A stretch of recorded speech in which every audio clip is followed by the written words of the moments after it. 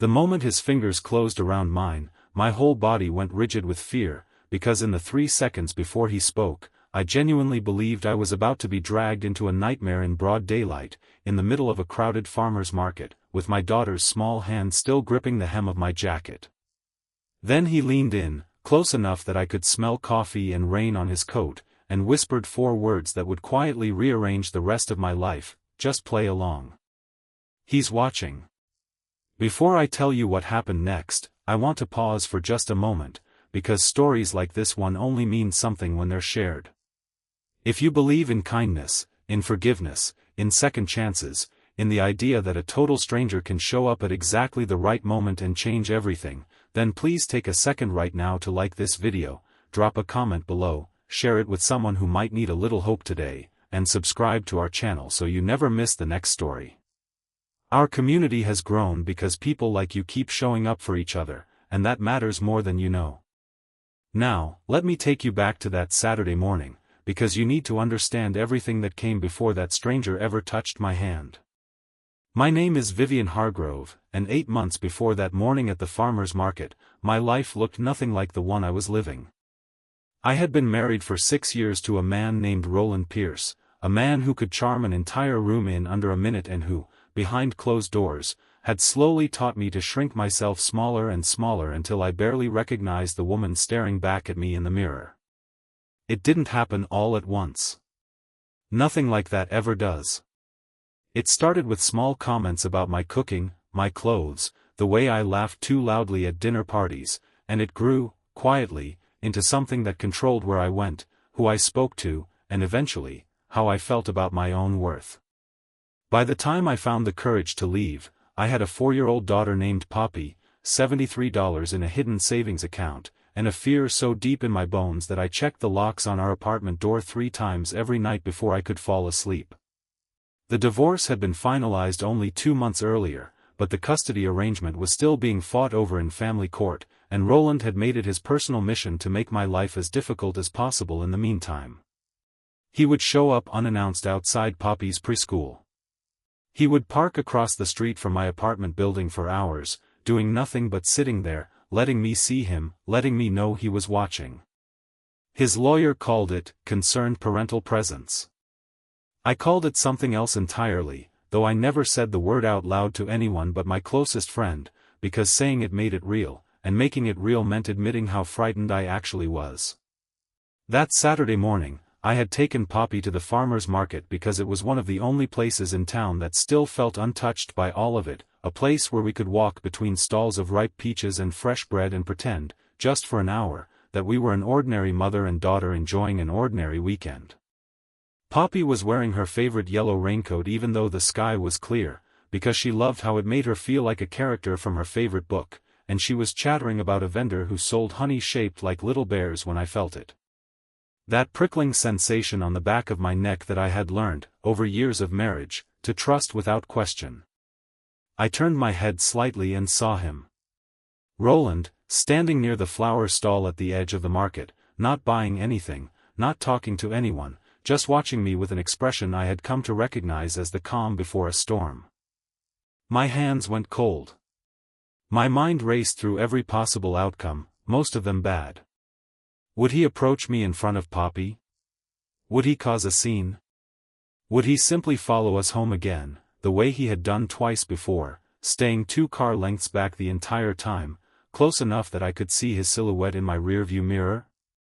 I remember gripping Poppy's hand a little too tightly, remember scanning for the fastest route back to my car, remember feeling that familiar tightening in my chest that had become so common it almost felt like an old, unwelcome friend. And that is the exact moment a stranger reached out, took my other hand in his, and whispered those words that changed everything. I turned to look at him, startled, ready to pull away, and found myself looking into the face of a man I had never seen before in my life.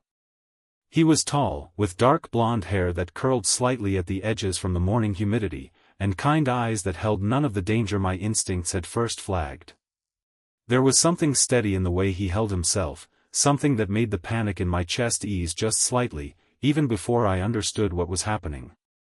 He didn't wait for me to respond. He simply smiled warmly, the kind of smile you'd give someone you loved, and said, loud enough for anyone nearby to hear, that he couldn't believe how big Poppy had gotten since the last time he'd seen her.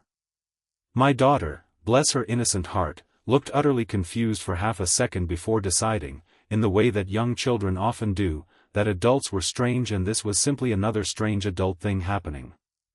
The stranger crouched down to her level and asked her, with genuine warmth, whether she still loved honey as much as she used to, and Poppy, delighted that a stranger somehow knew this fact about her, launched into an enthusiastic explanation of the honey bear jars 3 stalls down. While she talked, he glanced up at me, just briefly, and I understood.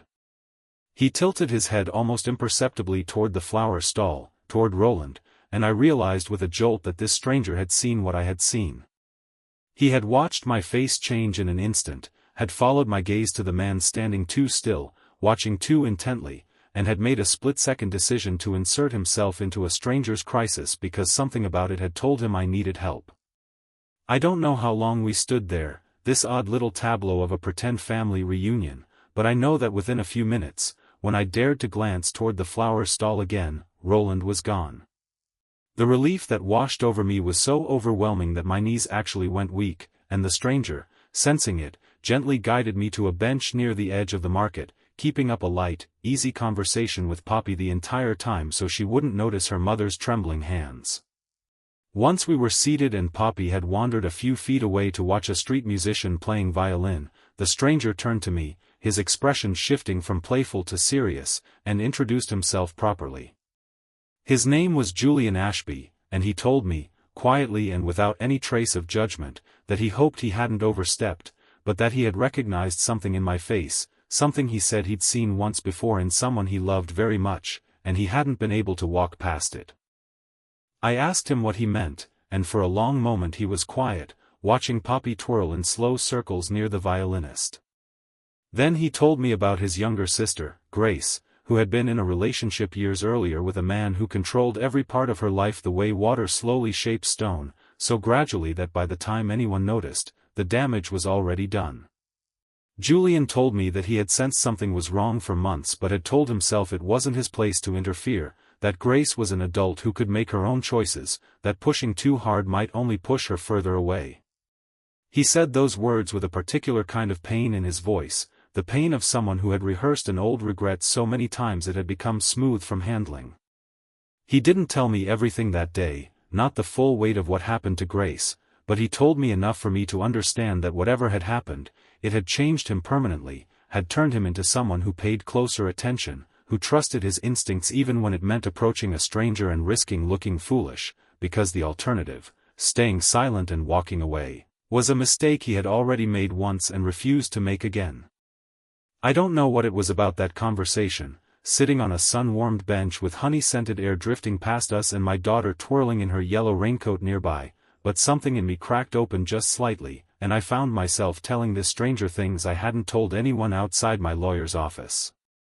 I told him about Roland's calm, controlled cruelty, about the custody battle that felt less like a legal process and more like a war of attrition designed to exhaust me into surrender, about the fear that lived in my body now like a permanent tenant, about how tired I was of being afraid in a life that was supposed to finally be my own again. Julian listened without interrupting, without offering the kind of hollow advice people sometimes give when they don't know what else to say, and when I finally ran out of words, he simply said that he was glad I was safe today, and that if I ever needed someone to walk me to my car, or sit with me during a difficult moment, or simply needed a friendly face in a crowd, he would be glad to be that person, no strings attached, no expectations. I want to be honest with you, because honesty is the only thing worth offering when you're telling a true story. I was suspicious at first. Years with Roland had taught me that kindness could be a mask, that generosity often came with hidden costs, that men who seemed too good to be true usually were. So I thanked Julian politely, gathered Poppy, and went home, telling myself I would probably never see him again and that this was simply a strange, fortunate encounter I would remember fondly without ever revisiting. But life, as it often does, had other plans. 3 days later, I was leaving the small marketing firm where I worked part-time, juggling a stack of files and my car keys and my phone all at once, when I dropped everything trying to open my car door, and a familiar voice asked if I needed a hand. I looked up to find Julian standing there, not stalking me, not showing up uninvited in some unsettling way, but simply walking home from the physical therapy clinic 2 buildings down, where he apparently worked as a therapist helping people recover from injuries and surgeries. The coincidence felt almost too neat, but life is full of small, strange overlaps if you're paying attention, and Julian, it turned out, had been working in that clinic for 3 years, meaning our paths had probably crossed dozens of times before without either of us noticing. He helped me gather my things, and we ended up talking for 20 minutes in the parking lot, and that conversation turned into coffee the following week, which turned into an easy, unforced friendship that grew slowly over the following months, the way real trust does when it isn't rushed. Julian never asked for anything from me. He never made me feel like his kindness came with a hidden invoice. When Poppy had a fever and I couldn't get out of a work shift, he was the one who picked her up from preschool because my usual backup, my neighbor Rosalind, was out of town visiting her own grandchildren. When my car battery died in a grocery store parking lot on a freezing evening, Julian was the one I called, not because I had no one else, but because something in me had started to trust that he would show up, and he did, every single time.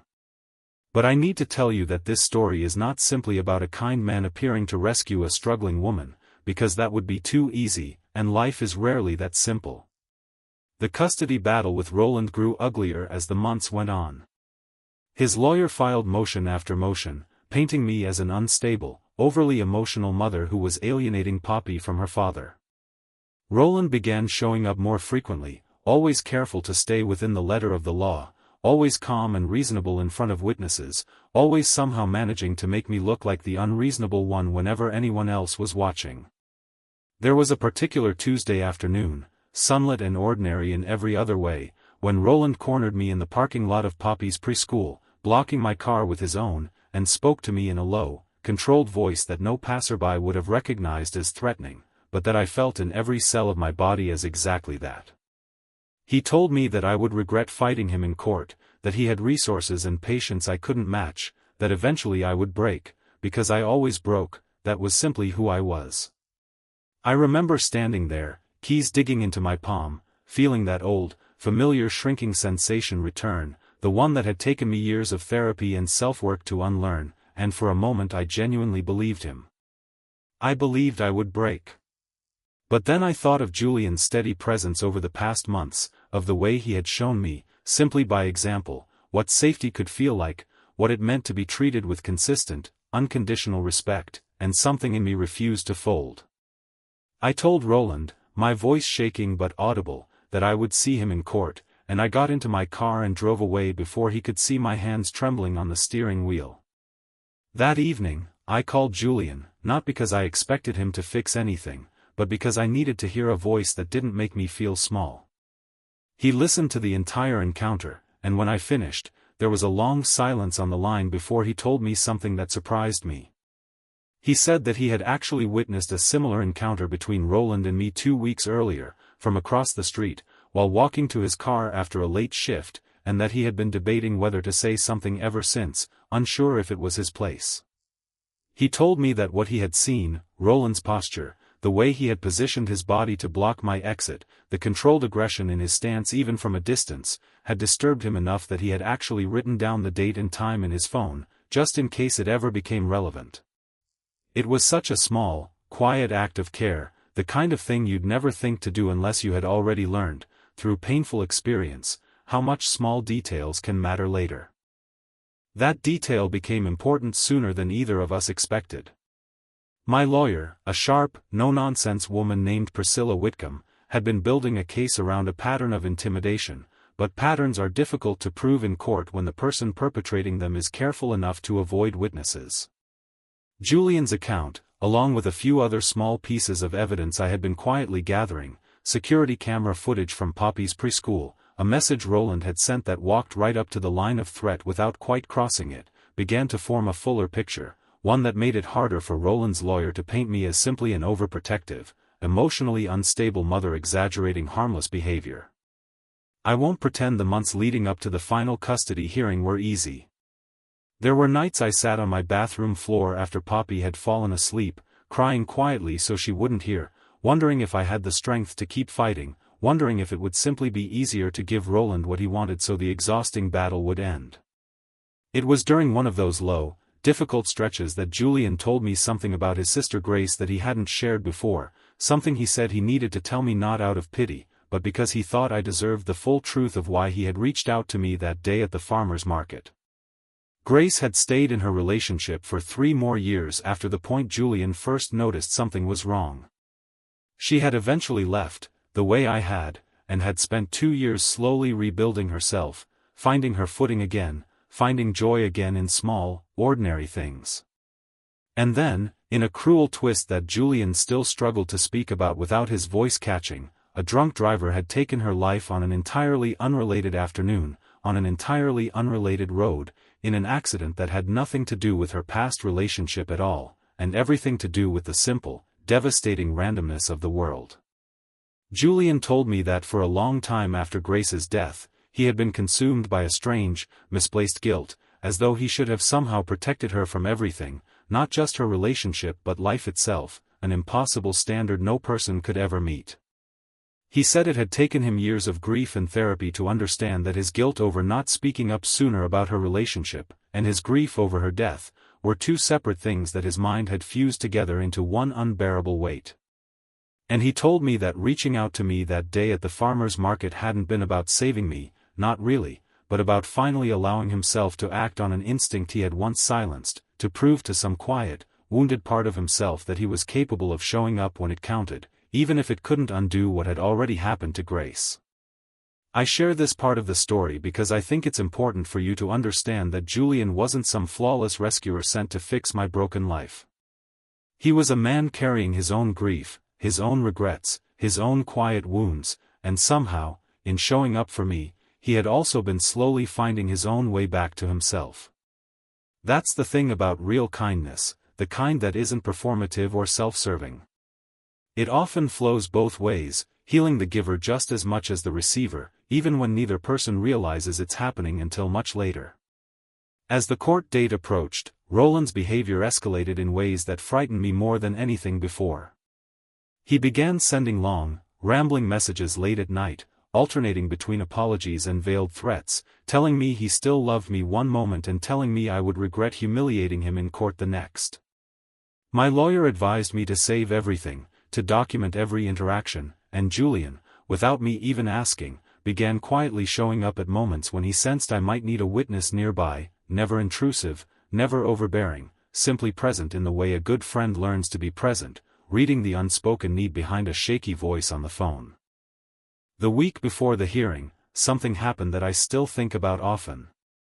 I had taken Poppy to a small grocery store near our apartment on a bright Thursday afternoon, and as we were loading bags into the trunk of my car, Roland appeared, seemingly out of nowhere, parking his car diagonally across 2 spaces in a way that blocked my exit entirely. He got out, and for the first time since our separation, I saw something in his expression that frightened me more than his usual calculated calm. He looked unraveled, his composure cracking at the edges, and he began speaking rapidly, his voice rising, saying things about how I had turned everyone against him, how the custody hearing was going to ruin his life, how none of this would have happened if I had simply stayed and worked things out like a real wife should have. Poppy, sensing the tension, began to cry, tugging at my sleeve, asking in a small, frightened voice why Daddy sounded so angry, and something in me, some deep, protective instinct that had been quietly gathering strength over the past several months, rose up and steadied me even as my heart pounded against my ribs. I told Roland, as calmly as I could manage, that this was not the time or place, that our daughter was frightened, and that if he cared about her at all, he would let us leave. For a terrible moment, I thought he might not. He took a step closer, his hand raised slightly, and I genuinely did not know what was about to happen. That was when Julian's car pulled into the parking lot. I hadn't called him. I hadn't even known he was nearby. It turned out, as he explained later, that he had simply been running an errand at the same store, an ordinary coincidence with extraordinary timing, and had recognized my car the moment he turned into the lot. He didn't come rushing over shouting or making threats of his own.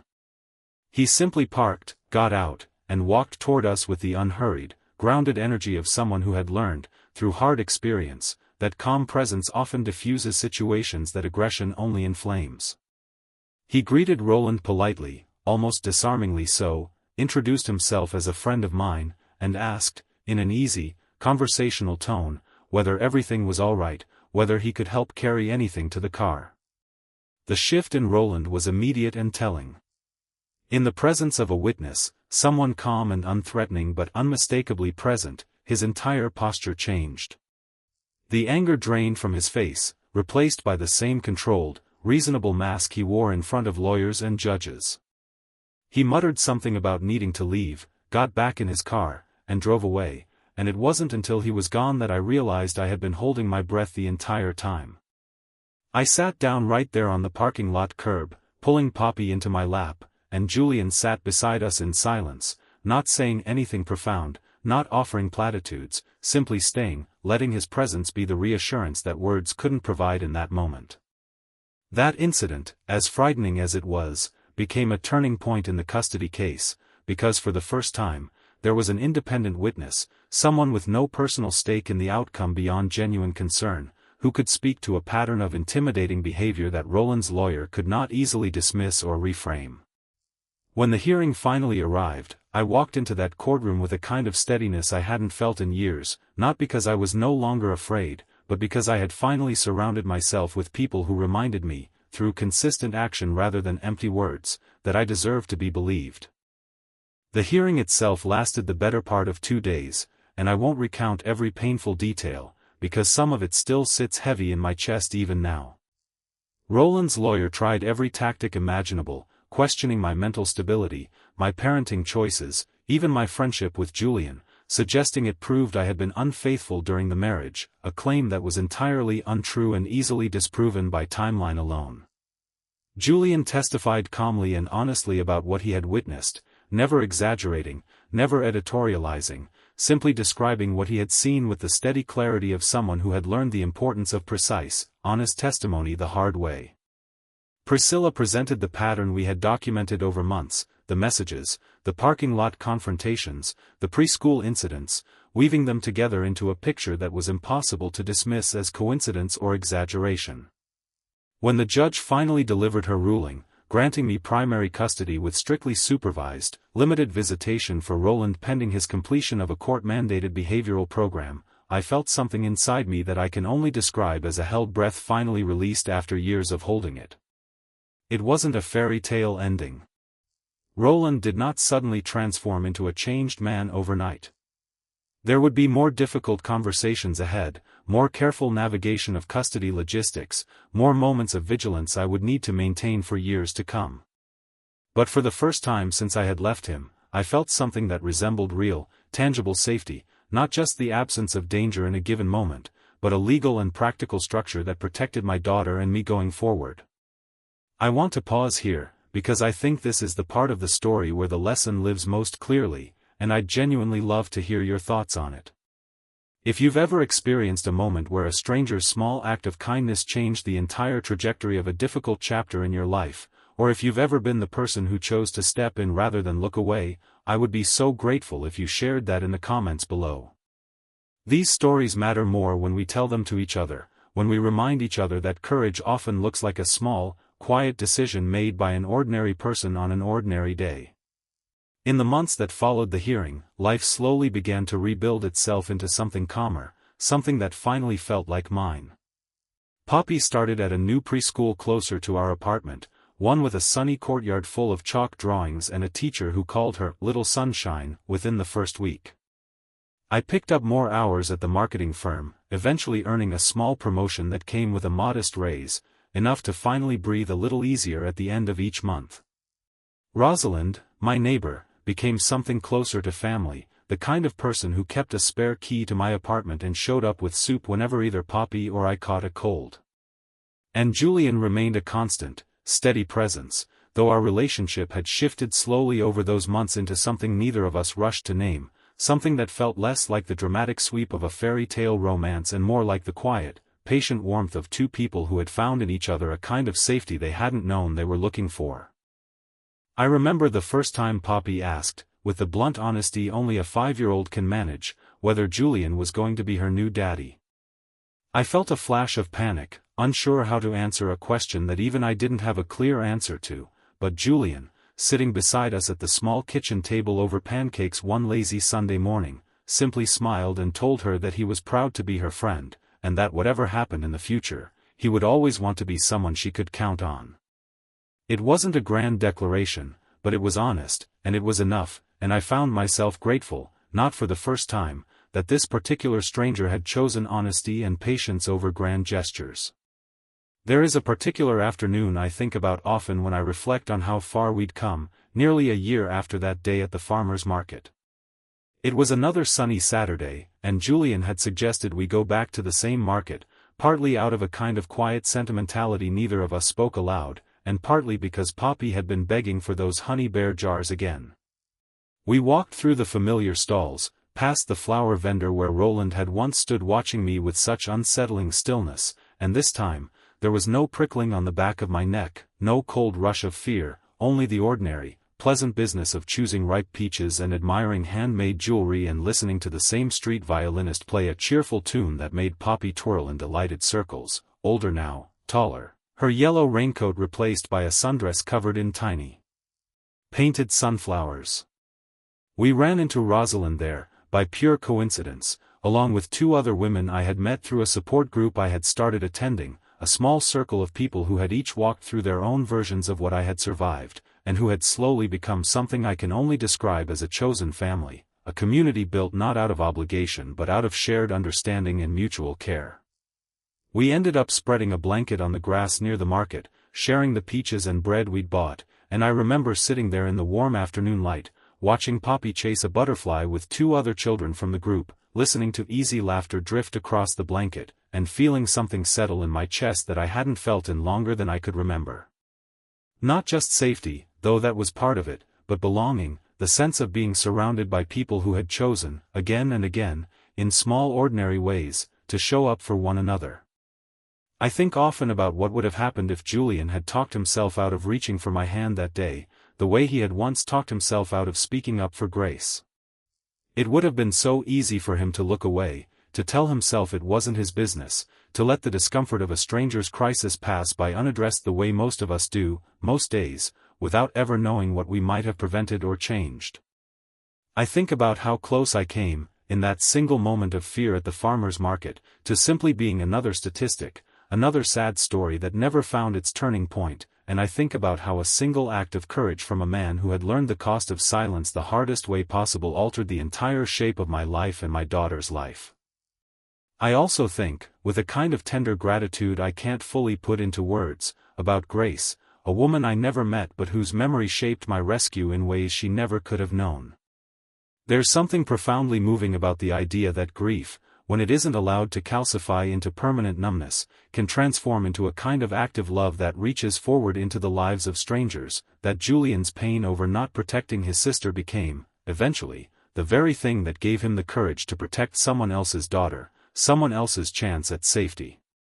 I don't believe Grace's death happened so that I could be saved, that would be too simple and too cruel a way to make sense of tragedy, but I do believe that love, once it exists in the world, doesn't simply disappear when the person carrying it is gone. It finds new paths. It moves through the people left behind, shaping their choices in ways both large and small, until eventually it reaches someone who needed exactly that kind of love on exactly the right afternoon. Roland, for what it's worth, did eventually complete his court-mandated program, and our co-parenting relationship, while still occasionally strained, settled into something workable, something that prioritized Poppy's well-being over old wounds. I won't pretend I've fully forgiven him in some clean, complete way that resolves every complicated feeling I still carry. Forgiveness is rarely that tidy in real life, but I have forgiven myself, finally, for staying as long as I did, for believing for years that I deserved smaller happiness than I actually deserved, for thinking that leaving meant failure rather than survival. That forgiveness, extended toward myself rather than him, turned out to be the peace I needed most, the peace that let me finally exhale after years of holding my breath. Before I close this story, I want to ask you something, because I think it matters more than almost anything else I could say. If this story touched something in you, if it reminded you of your own moment of quiet courage, or a stranger's kindness that changed your path, or a grief that eventually transformed into something that helped someone else, I would love for you to leave a comment sharing that with our community. Tell us about a time someone showed up for you when you least expected it, or a time you showed up for someone else even though it would have been easier to look away. These stories, when we share them with each other, become a kind of light that helps other people find their own way through difficult chapters, and I truly believe that's worth more than we often realize. These days, Poppy is thriving in a way that fills me with a gratitude I sometimes struggle to fully express. She still talks about the honey bear jars, still twirls whenever she hears violin music, still occasionally asks Julian questions with the fearless directness only children possess, and he still answers her with the same patient honesty he's always offered, both of us learning, slowly, what it means to build something steady and real without rushing toward labels neither of us needs. I've learned to trust my instincts again, to recognize the difference between genuine safety and the mere absence of immediate danger, and I've learned that healing rarely arrives in one dramatic moment, but rather accumulates quietly, day by day, through small acts of consistency and care, until one morning you wake up and realize the fear that once lived permanently in your chest has finally, quietly, moved out. If this story touched your heart, please like this video, leave a meaningful comment, share it with someone who needs hope today, and subscribe to our channel so you never miss another emotional journey. Our channel exists because of stories exactly like this one, ordinary people finding extraordinary courage in the most unexpected moments, and every single person who watches, comments, and shares helps these stories reach someone who might desperately need to hear them today. I think about that farmer's market often, about the particular quality of light that morning, golden and unremarkable, about the honey-scented air and the sound of a violin drifting between fruit stalls, about how close I came to walking past my own rescue without ever knowing it was standing right beside me. I think about how a stranger's whispered words, "Just play along, he's watching," became not just a moment of protection, but the first sentence in an entirely new chapter of my life, one built on patience and honesty and the quiet, accumulating proof that not everyone who reaches for your hand intends to hurt you. Sometimes, if you're fortunate enough, a stranger reaches for your hand simply because they've learned, through their own hard-won grief, exactly how much a single act of courage can matter, and they've decided, in that instant, that this time, they will not look away. Our family, the one Poppy and I have built out of Rosalind's soup and Julian's steady presence and the quiet circle of women who understand exactly what it costs to walk away from fear and towards something better, gathers most Saturdays now at that same farmer's market, spreading the same blanket on the same patch of grass, watching new butterflies drift over old wounds that have finally, slowly, begun to heal. And every time I watch Poppy twirl in the sunlight, unafraid, unguarded, simply happy in the way every child deserves to be, I remember that none of this would exist without one stranger's decision to trust an instinct he could have easily ignored.